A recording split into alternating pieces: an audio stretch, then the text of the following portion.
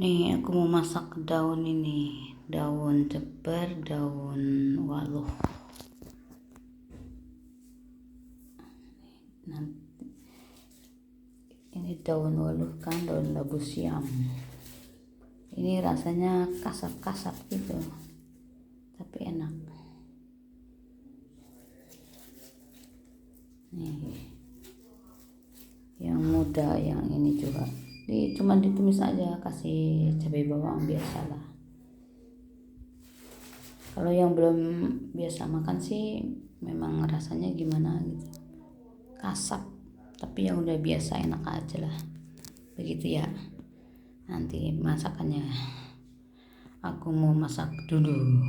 Masak daun labu atau daun jeper, labu siam, melok atau orang ada bilang melok juga. Ada